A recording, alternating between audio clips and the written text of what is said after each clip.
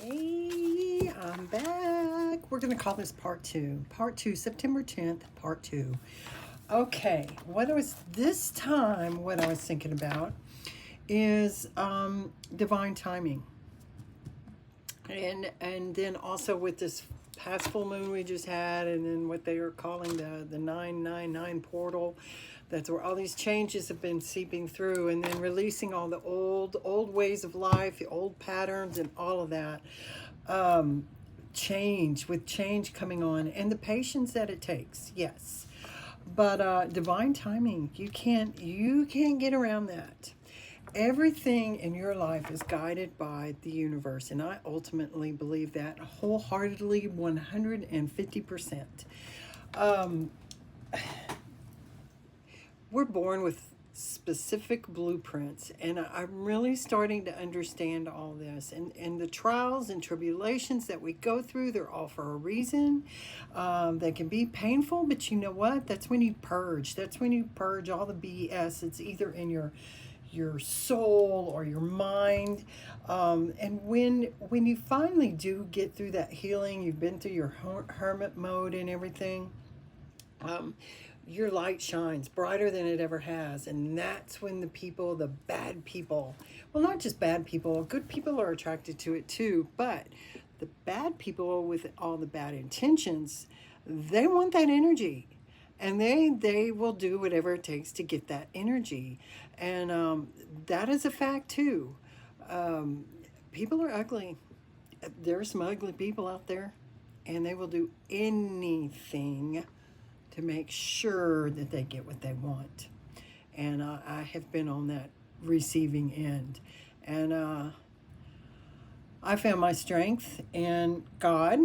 Not everybody believes in that, but whoever it is, your higher spirit, the divine spirit, the angelic realm, I believe in all of them. And that's, yes, Archangel Michael is my number one.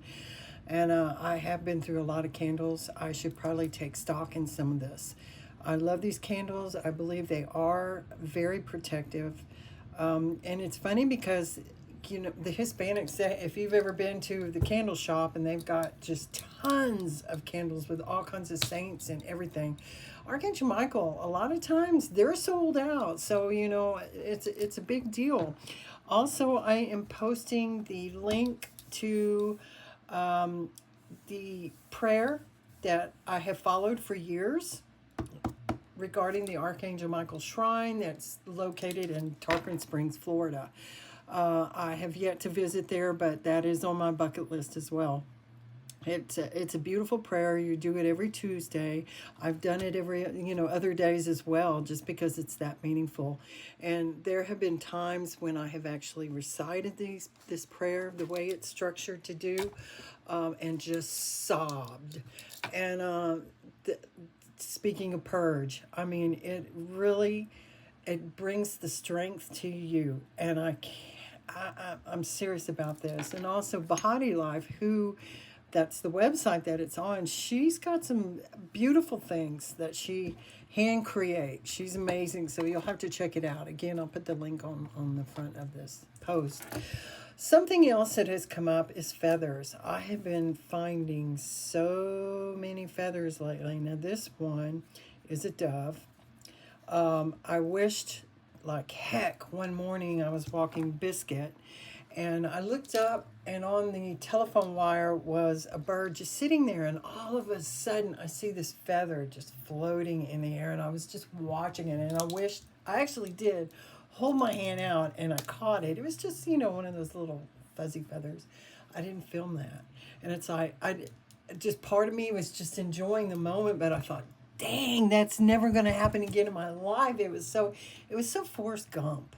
And it was just a beautiful, fleeting, maybe 1 minute, but just the way it just floated down, and I caught it in my hand, and it was like, all of those are messages from the heavens, and finding these feathers from all these different birds. And I know there's different meanings depending on the bird feather or the color or whatever, but they're messages of hope and protection and guidance from the heavens. And a lot of times you got to quiet your mind in order to hear these messages.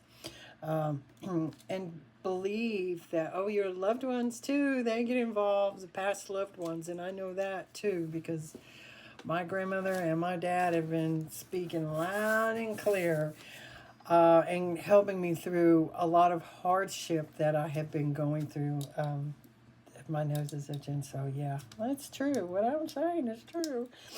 But feathers, they are sacred gifts.